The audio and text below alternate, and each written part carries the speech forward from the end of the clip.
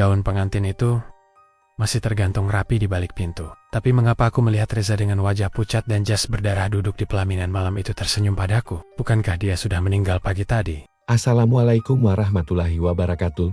Selamat datang di channel Sahur Malam, sajian horor tengah malam. Sebelum kita lanjut ke ceritanya, jangan lupa support channel ini dengan cara klik tombol subscribe, like, share, dan jika kalian ingin berbagi cerita horor, kalian boleh langsung komen di bawah ya. Terima kasih.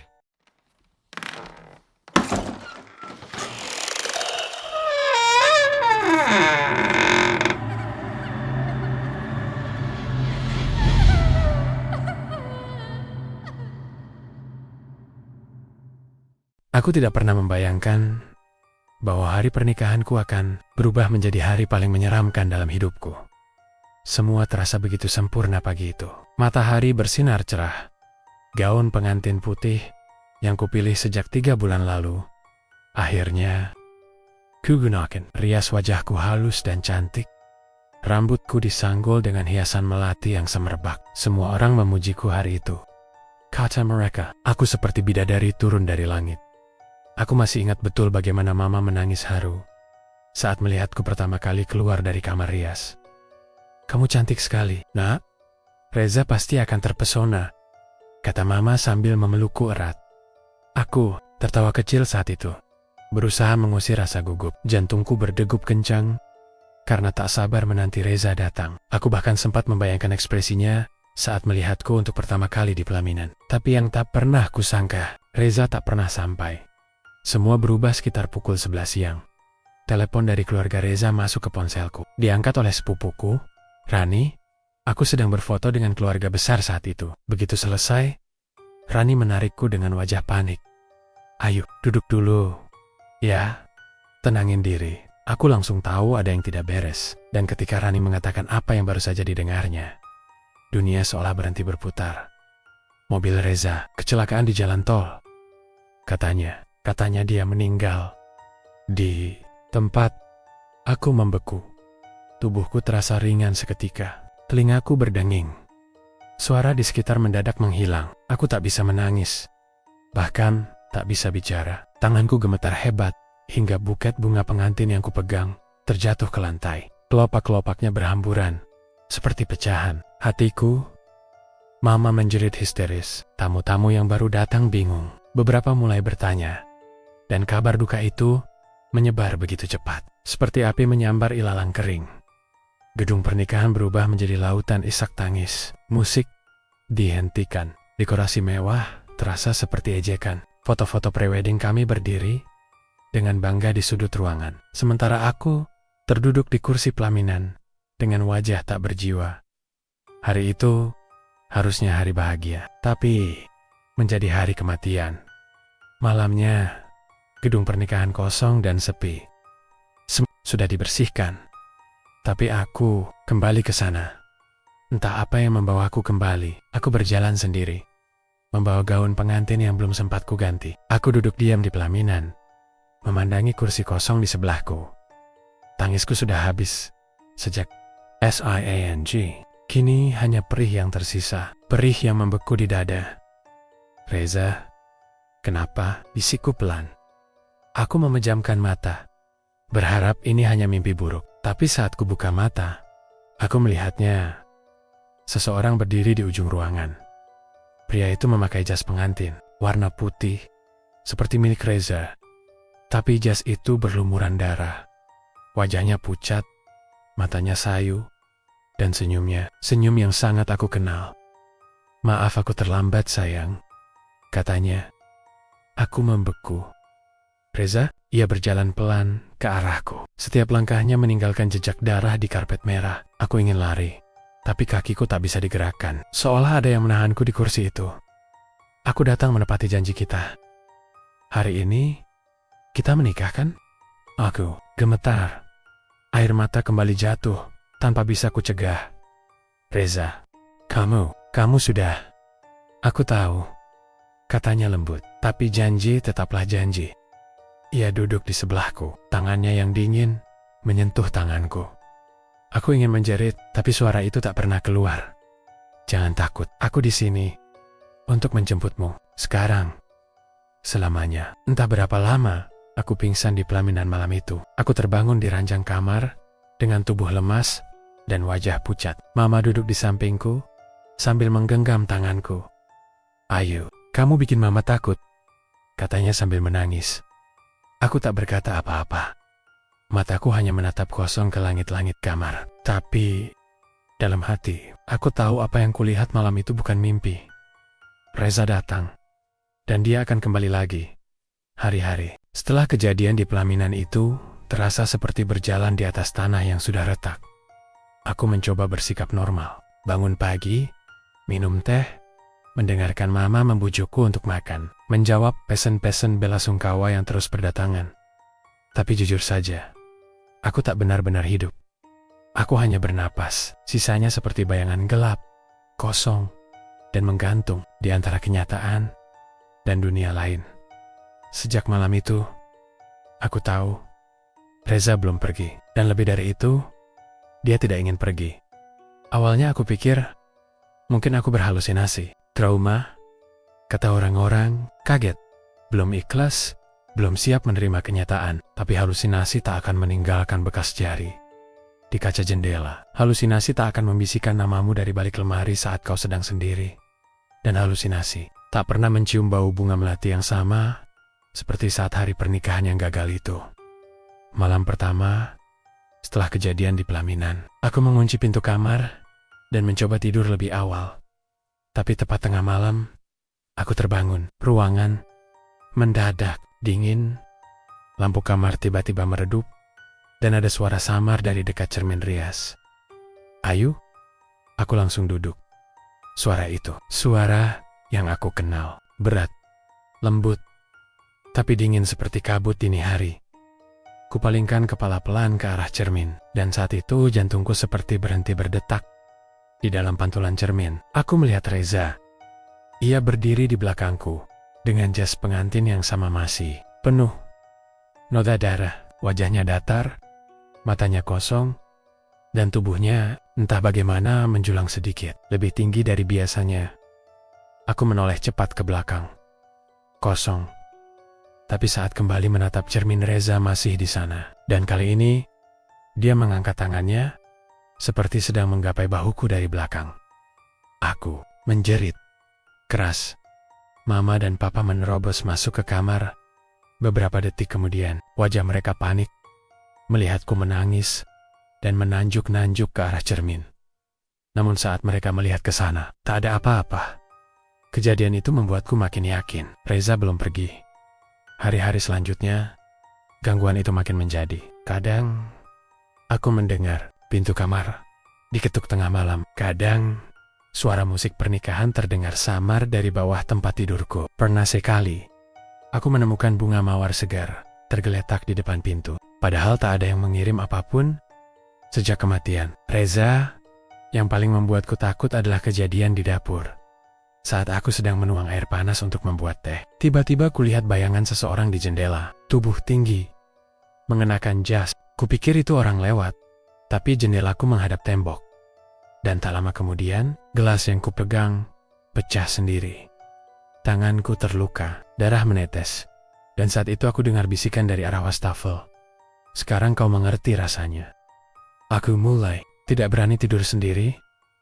Mama menyarankan agar aku ikut dia tidur di kamar. Tapi setiap malam, aku justru merasa Reza makin dekat. Seperti dia marah karena aku menjauh. Pernah suatu malam, aku terbangun karena tubuhku seperti ditindih sesuatu. Nafasku berat, dan saat ku buka mata, aku melihat wajah Reza persis di atas wajahku. Aku menangis seyadi jadenia malam itu. Tapi Reza hanya memandangku dengan tatapan yang tak ku kenal. Bukan cinta, bukan rindu, tapi obsesi. "Kenapa kau menjauhiku?" katanya. "Kau yang berjanji, kau bilang tak akan pernah meninggalkanku. Apa kau lupa?" Aku mencoba bicara, tapi tak ada suara yang keluar dari mulutku. Aku hanya bisa memandangnya dengan ketakutan. Ia tersenyum samar, lalu perlahan menghilang. Tapi jejak tubuhnya, dingin dan lembab, masih tertinggal di spray. Aku tahu, aku tidak bisa membiarkan ini terus terjadi. Aku mencoba menceritakan semuanya pada sahabatku, Nisa. Kami sudah berteman sejak SMA, dan dia orang yang paling tahu tentang hubunganku dengan Reza. Saat mendengarku bercerita, wajahnya langsung pucat. Kamu masih ingat enggak? Malam waktu kalian main ke makam 7, tanyanya pelan. Aku mengangguk. Pelan. Malam itu, sekitar 3 bulan sebelum hari pernikahan, aku dan Reza nekat pergi ke makam tua di luar kota. Tempat itu terkenal karena kisah tragis sepasang kekasih yang bunuh diri karena ditolak menikah oleh keluarga. Ada mitos di forum-forum internet bahwa siapapun yang menuliskan nama dan mengikat janji di sana akan bersama selamanya. Waktu itu, kami menganggapnya sebagai lelucon. Reza bahkan sempat tertawa saat menuliskan namanya di selembar kain kafan kecil dan mengikatnya di nisan. Tapi entah kenapa, aku yang paling bersemangat malam itu. Nisa menggenggam tanganku. Aku pernah baca, kalau ritual itu bukan cuma simbolis yuk, ada syarat yang tersembunyi. Aku menatapnya dalam-dalam. Apa syaratnya? Dia menelan ludah. Salah satu dari kalian harus mati sebelum janji itu dilanggar. Aku gemetar, napasku memburu. Apakah itu sebabnya Reza meninggal? Apakah semua ini salahku? Tapi yang lebih menakutkan, kalau Reza belum puas, apakah dia ingin aku menyusul? Sejak malam itu, tidur tak lagi menjadi tempat istirahat. Justru saat aku memejamkan mata, mimpi buruk datang menyamar jadi Reza. Aku tidak ingat kapan terakhir kali merasa aman di dalam kamar sendiri. Bahkan siang hari pun terasa sunyi dengan cara yang menyeramkan. Seolah ada yang memperhatikanku dari sudut-sudut ruangan. Menungguku lengah, aku mencoba beribadah lebih rajin, membaca ayat-ayat pendek sebelum tidur, tapi gangguan itu tidak berhenti. Justru semakin aku mencoba menjauh, Reza semakin sering datang. Pernah, saat aku berjalan di lorong rumah menuju kamar mandi, aku melihat bunga melati berjatuhan satu-satu dari langit-langit. Aku menatap ke atas, tak ada apa-apa, tapi harum bunga itu sama persis seperti yang kupakai di sanggul saat pernikahan dulu. Lalu dari kaca jendela, di ruang tamu, aku melihat sosok Reza berdiri. Wajahnya datar, vibrant, bergerak, tanpa suara. Tapi aku tahu apa yang ia ucapkan. Kau milikku. Aku tahu aku tak bisa menunggu lebih lama. Nisa menyarankanku untuk menemui seseorang. Ustazah bernama Bu Munifah, yang dulu pernah jadi pembimbing rohani di kampus. Aku setuju, bukan karena aku percaya sepenuhnya, tapi karena aku sudah kehabisan pilihan. Hari itu, aku dan Nisa naik motor ke rumah Bu Munifah di daerah pinggiran kota. Rumahnya sederhana, penuh tanaman, dan aroma dupa samar tercium dari dalam ruang tamu. Tapi suasana yang menyambutku justru menenangkan. Begitu duduk, Bu Munifah langsung menatap mataku dalam-dalam. Rasanya seperti ditelanjangi bukan secara fisik, tapi batin. Kamu bawa sesuatu dari tempat terlarang ya? Tanyanya lembut. Aku menunduk.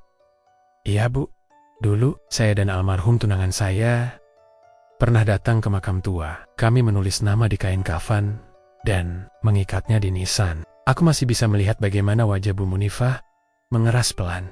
Ritual seperti itu bukan main-main. Nak, itu perjanjian. Dan setiap perjanjian punya harga. Aku meremas jari sendiri.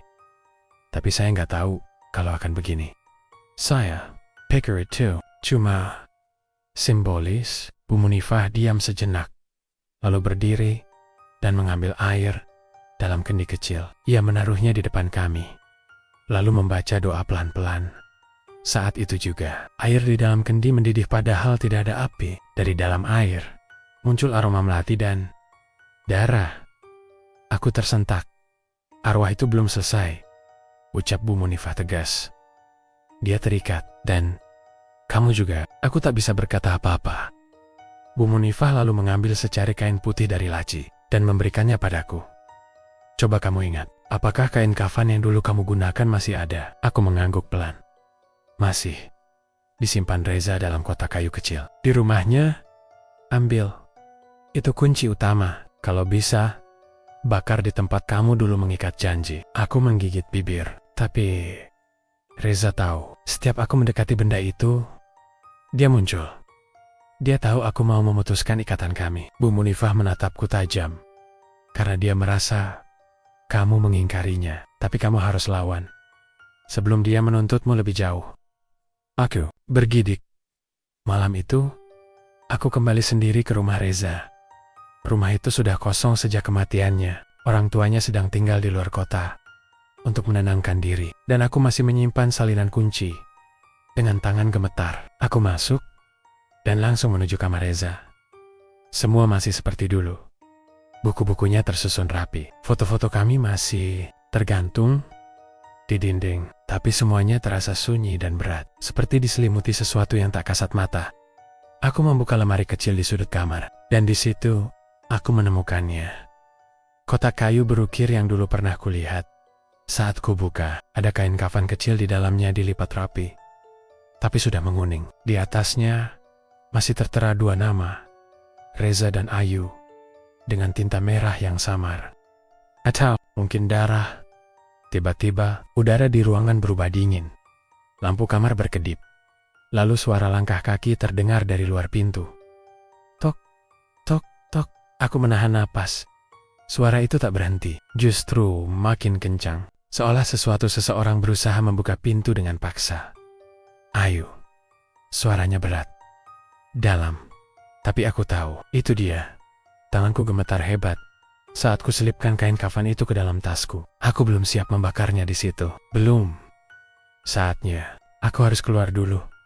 Tapi saat aku membuka pintu kamar, sosok Reza berdiri tepat di depan. Aku membeku. Wajahnya pucat, bibirnya membiru, dan darah menetes dari pelipisnya. Tapi yang paling membuatku tak sanggup natap adalah senyumnya. Senyum seperti tak ada yang salah. Kamu kesini buat ngambil ini? Tanyanya pelan. Kita kan sepakat menikah sampai mati memisahkan. Aku melangkah mundur. Tapi Reza melangkah maju. Kalau kamu membakar kain itu, Ayu, kamu akan sendirian. Dan aku gak akan tinggal diam. Aku hampir pingsan saat itu. Tapi tiba-tiba ada suara azan dari masjid terdekat. Suara itu seperti membelah udara. Reza merenjis, mundur perlahan, lalu menghilang, seolah ditelan kegelapan.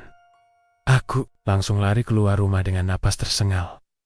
Kain kafan itu kini ada di tanganku, tapi semakin dekat aku pada jalan keluar, aku semakin sadar. Ini bukan sekadar kisah cinta yang tak selesai. Ini adalah perjanjian yang belum ditebus. Aku menatap kain kafan itu selama berjam-jam. Kecil, kusam, dengan tepi yang sudah mulai menguning dan berlubang. Tapi di tengahnya, dua nama itu masih terlihat jelas, meski samar dan hampir pudar. Reza dan Ayu. Tulisan itu seperti menatapku balik, seolah ingin mengingatkanku bahwa ini bukan sekadar kain biasa, ini adalah ikatan. Aku menyentuhnya pelan, ujung jariku terasa dingin, lalu merinding seperti menyentuh sesuatu yang masih bernyawa. Kenapa aku melakukan ini? Pikirku. Kupikir aku sudah lupa tentang detail malam itu, tapi ternyata tidak. Ingatan itu terkubur. Bukan hilang, dan kini, perlahan, satu persatu mulai muncul kembali, seperti bayangan dari masa lalu yang menuntut untuk diingat. Malam itu, kami berdua memang sedang dimabuk cinta. 3 bulan sebelum tanggal pernikahan, kami sengaja keluar kota. Berdua saja, mencari tempat yang sunyi dan sakral, seperti yang tertulis dalam forum online mistis yang dulu pernah kukunjungi diam-diam. Reza sempat ragu waktu aku menunjukkan artikel itu. Yakin yuk, ini kayak mistis banget, katanya waktu itu. Sambil membaca ulang tulisan yang menyebutkan bahwa pasangan yang menuliskan nama di atas kain kafan, lalu mengikatnya di nisan pasangan yang gagal menikah, akan terikat selamanya. Tidak bisa pisah, bahkan oleh maut. Aku tertawa kecil, sok santai. Ini cuma simbol kok, biar seru aja. Kan lucu nanti pas kita nikah, kita bisa bilang kita pernah ngelakuin ritual cinta sejati kayak di film-film. Reza masih ragu, tapi akhirnya mengangguk. Kami tiba di lokasi menjelang tengah malam, sebuah kompleks makam tua di balik hutan kecil. Sunyi, lembab, dan angin seolah berbisik saat kami lewat. Kami mencari nisan yang disebut-sebut sebagai makam. Pengantin gagal, sepasang kekasih yang bunuh diri karena ditolak menikah. Dan entah kenapa, saat aku berdiri di depan nisan itu, aku merasa tenang, tapi juga aneh, seperti sedang diperhatikan. Kami menuliskan nama masing-masing di atas kain kafan kecil dengan tinta merah, seperti yang disarankan oleh artikel. Tapi saat itu, ada satu kalimat yang tertera di akhir petunjuk ritual, yang terus terngiang di kepalaku. Siapapun yang lebih mencintai, akan lebih dulu kehilangan. Dan aku tahu, aku yang lebih mencintai. Saat Reza mengikat kain itu di ujung nisan, dia melakukannya sambil tertawa kecil. Baginya, itu seperti gimmick seru untuk dikenang. Tapi aku, saat itu, diam-diam memegang ujung kain itu lebih lama dan membacakan kalimat dalam hati yang juga tertera di forum. Jika harus memilih antara bahagia sebentar atau bersama selamanya, aku memilih yang kedua, meski nyawa taruhannya. Aku tidak memberitahu Reza, karena dalam benakku yang dibutakan cinta, aku hanya ingin memastikan dia tidak akan pergi, tidak akan berubah pikiran, tidak akan membatalkan pernikahan kami seperti yang pernah dilakukan oleh mantan-mantannya. Aku egois, dan sekarang Reza membayar harga yang seharusnya aku bayar. Pagi itu, aku mendatangi kembali rumah Bu Munifah. Aku menceritakan semuanya tanpa menyembunyikan apapun. Bahkan, bagian saat aku secara diam-diam mengucap mantra terakhir dari artikel itu, tanpa sepengetahuan Reza, Bu Munifah menatapku lama, lalu menarik napas dalam-dalam. Kamu tahu apa yang kamu lakukan, Ayu? Berat. Aku mengangguk pelan. Saya baru sadar sekarang, tapi sudah terlambat, kan Bu? Ia tidak menjawab. Sebaliknya, ia mengambil kertas dari rak kecil, lalu menyerahkannya padaku. Di situ tertulis, cara untuk memutuskan perjanjian, bawa kain kafan ini ke tempat kalian dulu mengikatnya, tepat di malam Jumat. Lalu bakar, sambil membacakan niatmu. Tapi ingat, kau harus siap menerima konsekuensinya. Aku menatapnya bingung. Konsekuensi apa? Ia tidak menjawab langsung, hanya memandangku dalam-dalam. Lalu berkata, kadang, cinta yang terlalu kuat berubah menjadi jerat, dan yang terjerat bisa marah saat dilepaskan. Selama beberapa hari setelah itu, aku menyendiri, memikirkan segalanya. Reza bukan hanya datang karena cinta, ia datang karena aku memanggilnya duluan, karena aku yang membuka pintu, aku yang mengikatnya, aku yang menginginkan selamanya. Tanpa memahami arti sebenarnya dari kata itu, aku mulai merasa bersalah, bukan hanya pada Reza, tapi juga pada diriku sendiri. Aku yang terlalu mencintai, hingga melupakan batas. Tapi satu hal yang kini aku tahu, jika aku tidak memutuskan ikatan ini, maka Reza akan terus menghantuiku. Dan lebih dari itu, aku bisa kehilangan kendali, kehilangan kewarasan, bahkan mungkin kehilangan hidupku. Malam itu, tepat malam Jumat, aku bersiap. Kain kafan itu sudah kumasukkan dalam kantong kecil. Bersama korek api dan lembaran doa dari Bu Munifah, aku mengenakan jaket tebal, membawa senter, dan diam-diam pergi menuju makam. Tempat ritual dulu dilakukan. Perjalanan malam itu sunyi, angin dingin menusuk tulang. Dan saat aku sampai di pelataran makam, semua terasa persis seperti dulu. Tapi ada yang berbeda kali ini. Ada bayangan seseorang berdiri di ujung pemakaman, di dekat nisan. Bayangan itu mengenakan jas pengantin. Bayangan itu tak bergerak. Ia berdiri diam, mengenakan jas putih yang sudah lusuh dan penuh bercak merah. Angin malam berembus pelan, membuat pokok-pokok ilalang di sekitar makam bergoyang pelan. Tapi sosok itu tetap di tempatnya, tepat di depan nisan tempat aku. Dan Reza pernah mengikat janji. Aku menggenggam kain kafan di dalam kantong. Keringat dingin membasahi telapak tanganku. Meski udara sangat dingin, langkahku tertahan beberapa meter dari nisan. Reza, bisikku. Sosok itu mendongak perlahan. Wajahnya pucat, hampir keabu-abuan. Matanya sayu, tapi tak lagi menyiratkan kelembutan seperti dulu. Sekarang ada sesuatu yang lain di sana. Sesuatu yang kelam. Seperti dendam. Kau datang, katanya dengan suara berat. Aku mengangguk pelan, suaraku tercekat. Aku datang untuk mengakhiri ini. Senyum Reza mengembang. Datar, ia menatapku seperti menatap seseorang yang baru saja mengkhianatinya. Mengakhiri, bukankah kita sepakat akan bersama selamanya, Reza? Ini salah. Aku yang salah. Ucapku lirih. Aku tahu aku yang memaksa kita melakukan ini.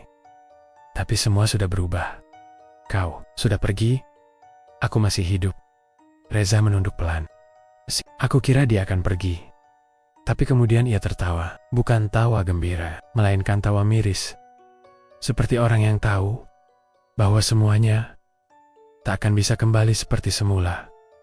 Kau masih tidak mengerti ya? Katanya sambil melangkah pelan ke arahku. Aku bukan datang karena mati. Aku datang karena kamu mau aku datang. Kamu yang membuka pintu itu. Kamu yang menyebut namaku dalam doa, dalam tangis, dalam ketakutanmu. Aku mundur setapak.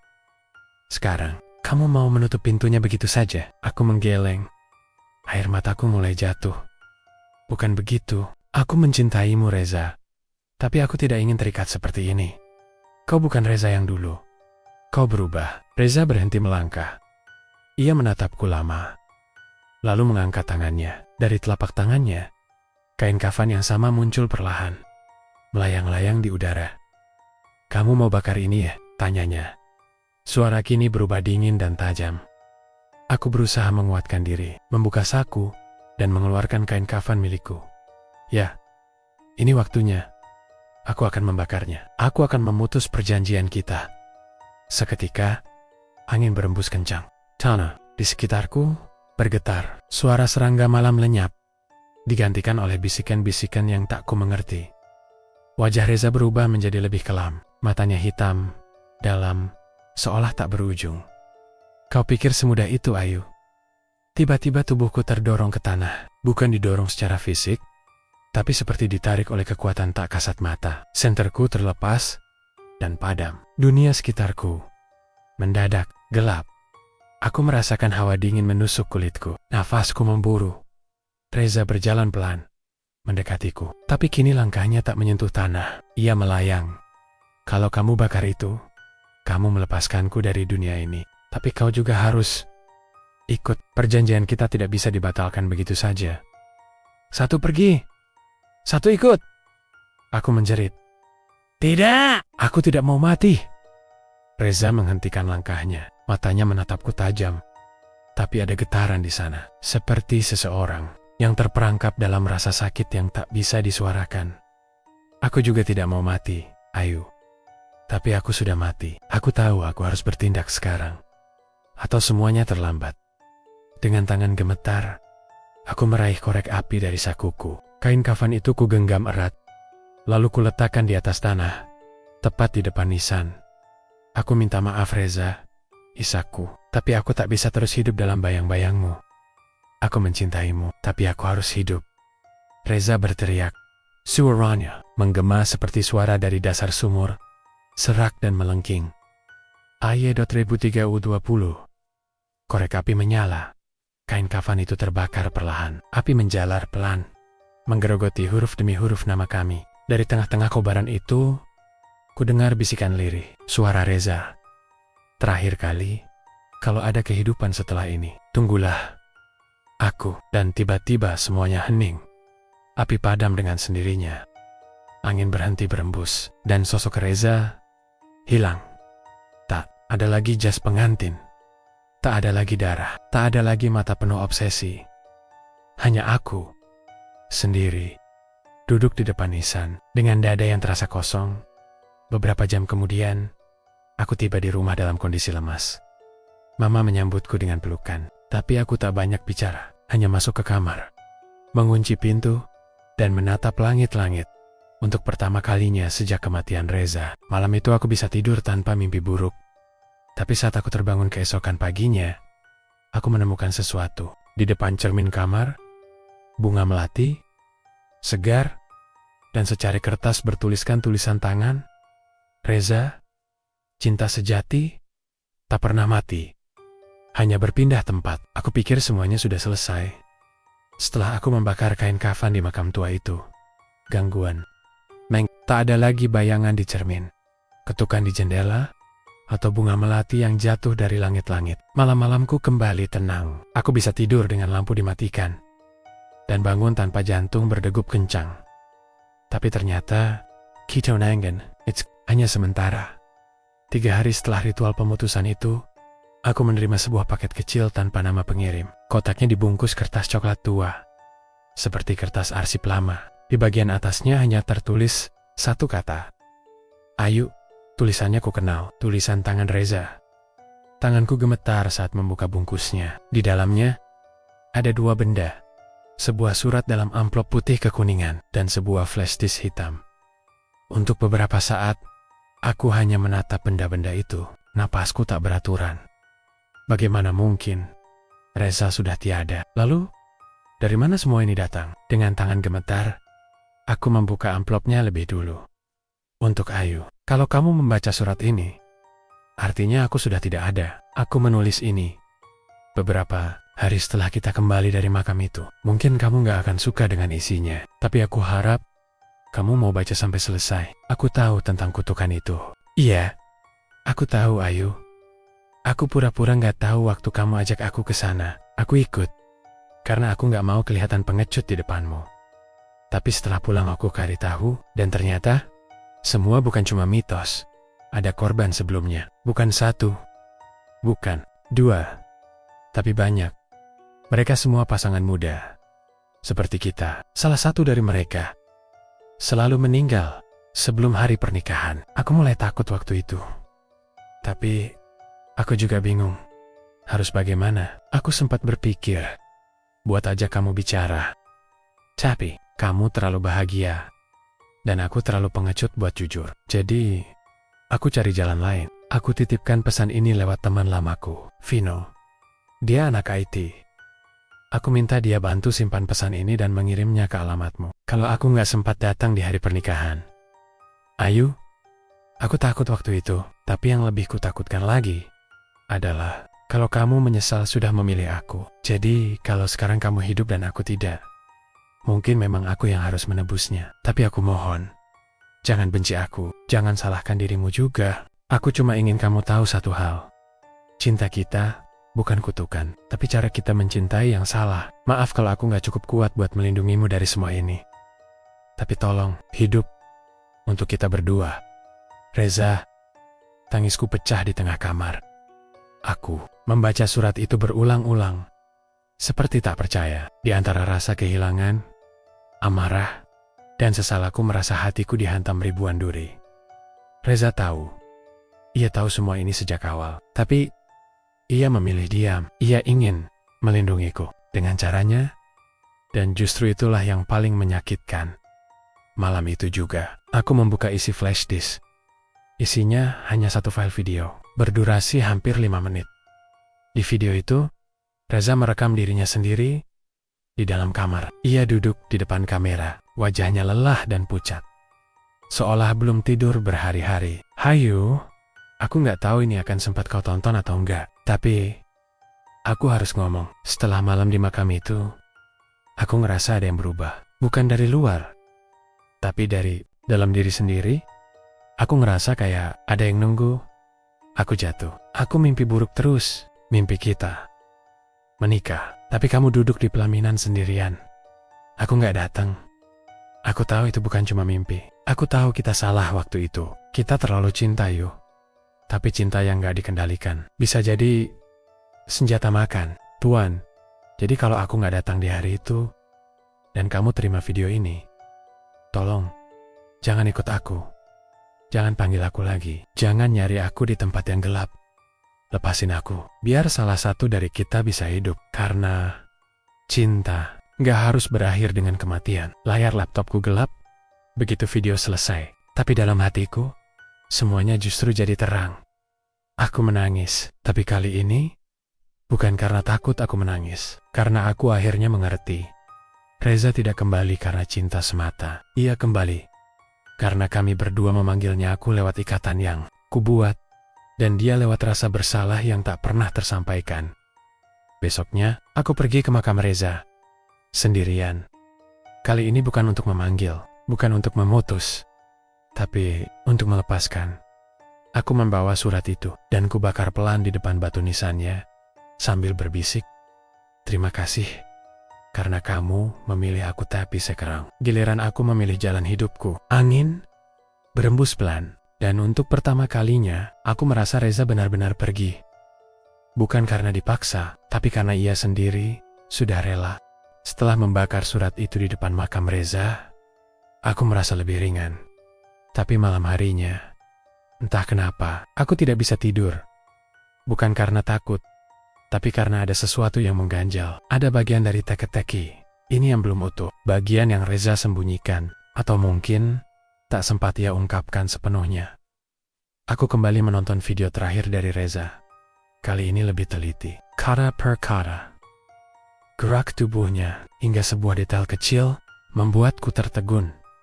Di belakang Reza Tipat, di ujung rak bukunya, ada benda familiar. Kain kafan, tapi bukan satu, ada dua. Padahal dulu, saat aku mengambil kain itu dari rumah Reza, hanya ada satu di kotak kayu. Aku memperbesar layar. Kain kedua itu lebih panjang dan digulung rapi, diikat dengan tali merah. Kenapa ada dua? Aku ingat-ingat kembali malam ritual itu. Kami hanya membawa sehelai kain bersama. Kami menulis nama kami bersama. Lalu aku membisikkan mantra diam-diam. Tapi, bagaimana bisa ada kain kedua? Pagi-pagi sekali, aku menghubungi seseorang yang tak pernah kusangka akan kuhubungi lagi. Vino, teman lama Reza.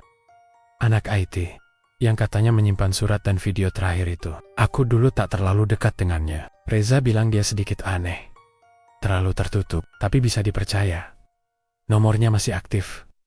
Dan setelah beberapa kali dering, Vino menjawab, suaranya berat, dan sedikit gugup saat mendengar namaku.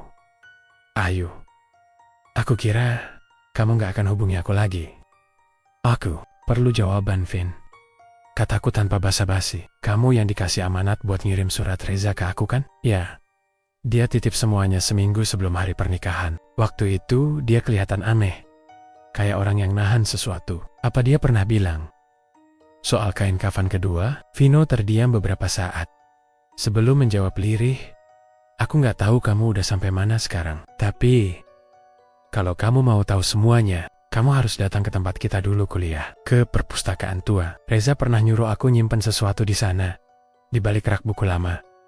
Apa itu? Bukti. Tentang ritual itu. Dan siapa yang benar-benar mengarahkan Reza untuk ke makam itu? Aku tercekat. Maksudmu?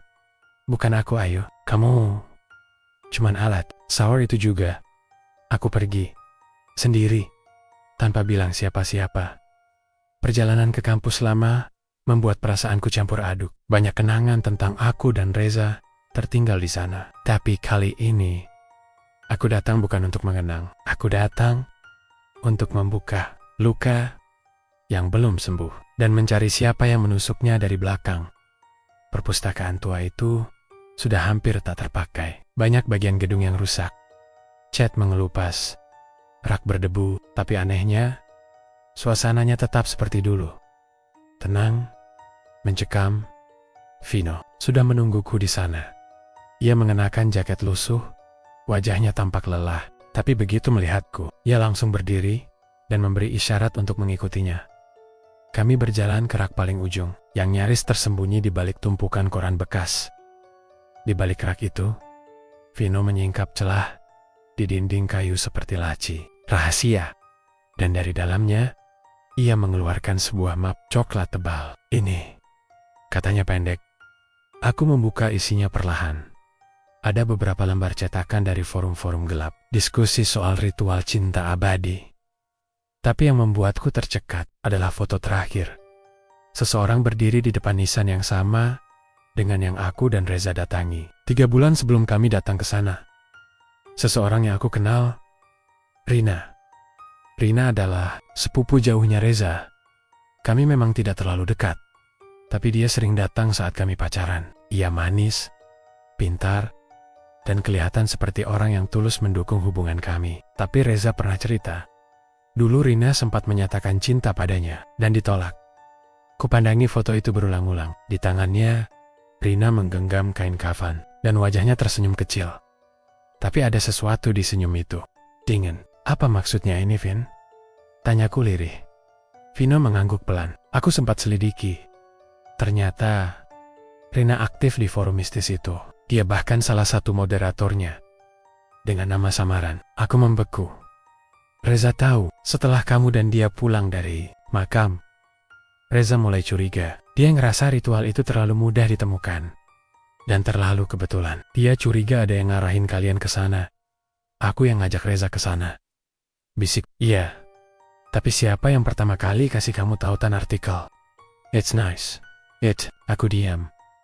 Otakku berputar cepat. Kembali ke malam saat aku menemukan tautan forum di laptop. Ya Tuhan. Rina yang meminjam laptopku untuk memasukkan lagu-lagu pernikahan. Rina yang dengan santai bilang, coba buka link ini deh. Lucu. Ada ritual cinta segala. Aku yang terlalu bodoh, terlalu percaya. Aku kira aku yang mengikat Reza. Bisikku lirih. Ternyata dari awal aku cuman pion. Vino menatapku penuh iba. Ayo, Reza tahu. It's nice. Reza tahu. Tapi dia nggak mau kamu tahu. Dia lebih milih kamu menyalahkan diri sendiri daripada menyadari bahwa kamu cuma diperalat orang yang kamu percaya. Tangisku pecah.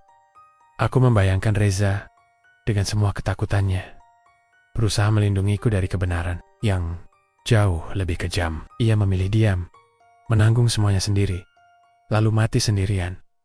Malam itu aku pulang dalam diam, tapi hati dan pikiranku bergejolak. Jika ini benar, maka Reza bukan hanya korban kutukan. Ia dikorbankan. Dan orang yang Melek masih hidup. Hari itu, tepat 1 bulan setelah kematian Reza. Tapi yang membuat dadaku sesak, bukan karena mengenang kepergiannya, melainkan karena undangan yang baru saja kuterima pagi ini. Rina menikah. Bukan dengan orang asing, tapi dengan Aldo, sahabat Reza. Orang yang dulu kerap datang ke rumah Reza, tertawa bersama kami, bahkan ikut membantu persiapan pernikahan kami dulu. Aku menatap undangan itu, seperti menatap surat kematian kedua.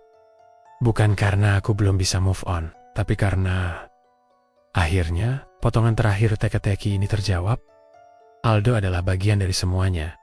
Aku duduk di kamar, memandangi laptop, memutar kembali rekaman video dari Vino. Rekaman itu diambil diam-diam dari salah satu akun forum mistis tempat. Rina menjadi moderator. Dalam video itu, wajah Rina tidak tampak jelas, tapi suaranya tidak asing. Kalau kau ingin seseorang tetap mencintaimu, buat dia tidak bisa mencintai siapapun lagi. Caranya, buat dia mati. Tapi pastikan, jiwanya tertambat padamu. Lewat perjanjian darah, lalu terdengar suara tawa kecil, seperti merasa puas kalau dia sudah milikmu di alam sana. Siapa yang bisa ganggu kamu di dunia sini? Darahku mendidih.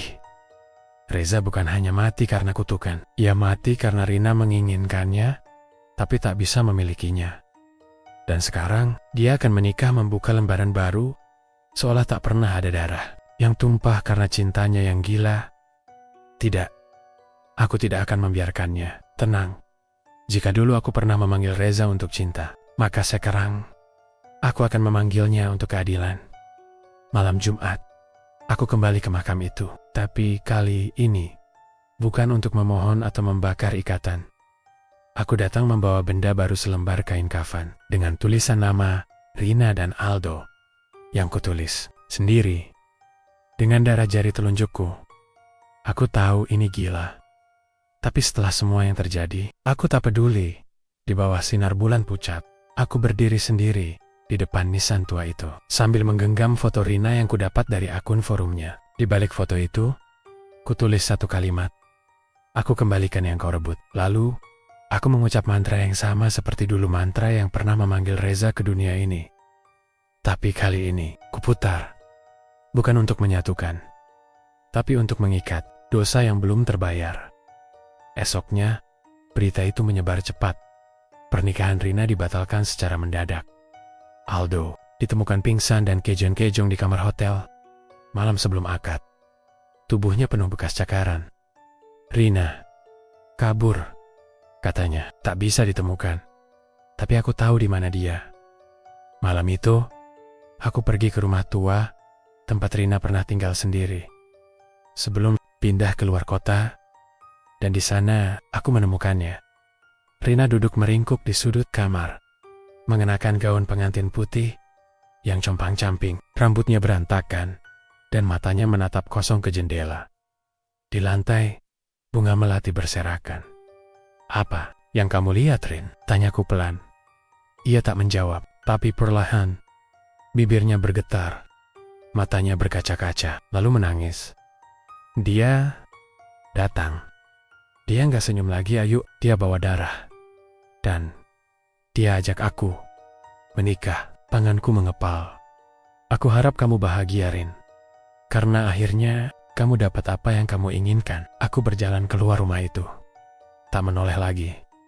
Biarlah dia dihantui. Biarlah dia tahu rasanya dicintai oleh roh yang tak bisa mati. Oleh cinta yang tak mau pergi. Oleh jiwa yang dipaksa untuk mencinta. Padahal sudah hancur.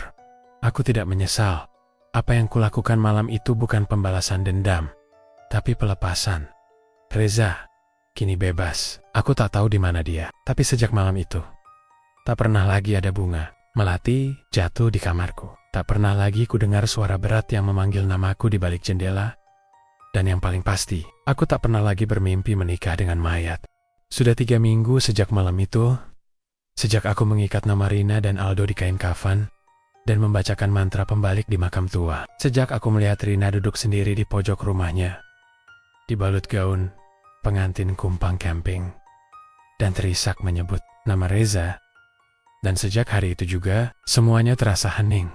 Tak ada bunga melati, tak ada mimpi buruk, tak ada suara langkah kaki di lorong kamar tengah malam. Semesta seperti memberi ruang padaku untuk bernapas kembali. Tapi entah kenapa, aku justru merasa kosong. Pagi itu, aku duduk di teras rumah, menatap langit yang mendung, sambil menyusap secangkir teh hangat. Mama masih tertidur, dan suasana rumah lengang. Di halaman, angin menggoyangkan ranting pohon jambu, membuat daun-daunnya berguguran satu-satu. Pikiranku melayang ke Reza, bukan tentang kematiannya, tapi tentang keberadaannya sekarang. Di mana dia? Apakah jiwanya tenang? Apakah ia masih mencintaiku? Atau justru membenciku? Karena telah melepaskan. Pertanyaan-pertanyaan itu menyelinap seperti angin, pelan tapi menusuk. Dan itulah saat aku mendengarnya. Bisikan lembut seperti napas yang menyentuh telingaku. Ayu? Aku menoleh cepat, tapi tak ada siapa-siapa. Tanganku gemetar, menggenggam cangkir lebih erat. Aku lelah. Bisik, tolong, jangan ganggu aku lagi. Aku menendak, tapi di lantai dekat kursi, aku melihat sesuatu. Setangkai bunga melati, segar, putih, masih berembun. Malamnya, aku bermimpi. Aku berada di tempat yang tak kukenal, sebuah taman tua dengan ayunan berkarat dan rumput liar menjalar kemana-mana. Di ujung taman itu, berdiri seorang pria mengenakan jas pengantin putih. Reza. Ia menatapku dari jauh, wajahnya datar. Tak sedingin dulu, tapi juga tak hangat seperti dulu. Aku melangkah pelan, tapi Reza mengangkat tangan. Jangan ke sini, Ayu. Suaranya jelas, tegas, tapi lirih. Aku terdiam, bibirku bergetar. Ada sejuta kata ingin kukatakan, tapi tak satu pun keluar. Reza berjalan mendekat, tapi tak benar-benar menyentuhku. Terima kasih, karena sudah melepaskan aku, katanya pelan. Tapi aku mohon, jangan cari aku lagi. Aku menatap matanya. Ada kesedihan di sana, tapi juga kedamaian. Aku cuma ingin tahu kamu baik-baik saja, bisikku. Reza tersenyum tipis. Aku bukan bagian dari duniamu lagi. Yu, dunia ini sudah terlalu berat untuk kau bawa bersamaku. Sekarang, kamu harus hidup. Benar-benar hidup. Lalu, perlahan, ia mulai menjauh. Aku mencoba mengejarnya, tapi langkah kakiku berat. Seperti menapaki lumpur, dan Reza semakin menjauh. Hingga akhirnya, tubuhnya larut dalam kabut tipis yang turun dari langit. Sebelum menghilang, ia menoleh sebentar. Kalau kita berjodoh, kita akan bertemu lagi. Tapi bukan di dunia ini. Aku terbangun dengan air mata di pipi. Tapi entah kenapa, kali ini rasanya berbeda. Ada perih, tapi juga lega. Ada kehilangan, tapi juga penerimaan. Reza akhirnya benar-benar pergi. Dan kali ini, bukan karena aku membakarnya, tapi karena dia sendiri yang memilih untuk melangkah Beberapa hari kemudian, aku memberanikan diri untuk datang ke tempat di mana aku dan Reza dulu sering duduk sore-sore di bawah pohon besar dekat danau kecil, tak jauh dari kampus. Aku membawa bunga. Bukan melati, tapi lili putih. Bunga yang pernah Reza bilang paling wangi saat mekar. Aku letakkan bunga itu di tanah, lalu menatap ke arah danau. Angin semilir. Damai. Tak ada suara, hanya bayangan air yang tenang dan langit sore yang perlahan berubah oranye. Di saat seperti itulah, aku akhirnya berkata dalam hati, "Terima kasih, Reza, karena pernah mencintaiku, karena pernah memilihku, dan karena sekarang kau mengajarkanku melepaskan." Aku berdiri di depan cermin besar, mengenakan gaun berwarna krem lembut, bukan putih seperti pengantin, tapi warnanya tetap menenangkan. Mataku menatap bayanganku sendiri, wajah yang dulu terlihat lelah, kini tampak sedikit lebih cerah. Bukan karena aku akan menikah, tapi karena hari ini aku menikahkan diriku sendiri dengan hidupku yang baru. Sudah 2 bulan sejak mimpi terakhir tentang Reza. 2 bulan sejak Reza muncul di taman itu dan mengatakan, "Jangan cari aku lagi." Sejak hari itu, tak ada lagi tanda-tanda gaib. Tak ada bunga melati, tak ada suara, tak ada mimpi. Tapi kenangan tentangnya masih ada. Tidak hilang, tidak akan pernah. Tapi sekarang, kenangan itu tidak lagi menghantuiku. Ia menjadi bagian dari diriku. Tapi bukan beban, bukan luka, bukan bayang-bayang yang menuntut kehadiran. Ia menjadi bagian dari pertumbuhanku. Hari ini, aku berdiri di pelaminan. Bukan dalam sebuah pesta megah, bukan dengan riasan mencolok atau iringan musik perkawinan, tapi di sebuah ruangan kecil, bersama sahabat-sahabat terdekat Mama, dan orang-orang yang tahu betapa kerasnya aku bertahan hidup. Di meja sederhana, ada lilin putih, menyala, dan di sampingnya, foto Reza tersenyum seperti biasa. Bukan sebagai hantu, tapi sebagai sosok yang pernah mencintai dengan tulus. Sahabatku, Lani, membacakan surat yang kutulis sendiri seminggu lalu. Surat untuk diriku, untuk Ayu, yang pernah mencintai sampai hancur. Kamu telah melewati badai, Ayu. Kamu pernah jatuh ke jurang paling dalam. Kamu pernah menyerahkan seluruh hidupmu demi cinta yang salah arah. Tapi hari ini, kamu memilih bangkit. Kamu tidak lagi menunggu seseorang yang sudah pergi. Kamu tidak lagi menyalahkan dirimu atas apa yang tak bisa kau kendalikan. Kamu tidak akan lupa, tapi kamu juga tidak akan dikendalikan oleh masa lalu. Hari ini, kamu menikah. Bukan dengan lelaki, tapi dengan hidup, dengan masa depan. Dan mulai detik ini, kamu berhak bahagia tanpa rasa bersalah. Air mataku mengalir saat surat itu dibacakan. Semua orang terdiam. Beberapa ikut menitikan air mata. Tapi kali ini, bukan karena sedih, tapi karena menyaksikan bagaimana seseorang yang dulu nyaris hilang, memilih untuk hidup kembali. Aku berdiri di depan pelaminan kosong. Tak ada Reza, tapi ada diriku. Dan itu cukup. Malam harinya, aku pulang ke rumah, sendiri. Tapi hatiku tidak sepi. Ada cahaya kecil yang hangat menyala di dada seperti pelita, yang akhirnya dipantik lagi setelah lama padam. Aku masuk ke kamar, melepas gaun, membersihkan riasan, lalu duduk di depan cermin, bukan untuk menunggu bayangan muncul, tapi untuk tersenyum kepada diriku sendiri. Cinta tidak pernah salah, tapi cara kita mempertahankan cinta bisa menyesatkan. Jangan pernah menyerahkan seluruh jiwamu pada seseorang sampai kamu kehilangan arah, karena ketika dia pergi, kamu tetap harus hidup. Sendiri pun tak apa, asal utuh.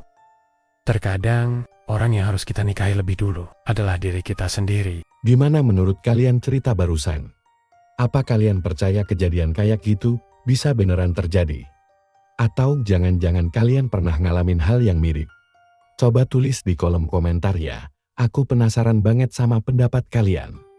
Dan jangan lupa klik tombol subscribe biar kalian gak ketinggalan cerita-cerita seram dan penuh drama lainnya.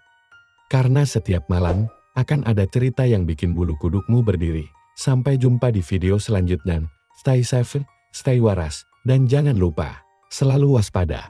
Terima kasih. Wassalamualaikum warahmatullahi wabarakatuh.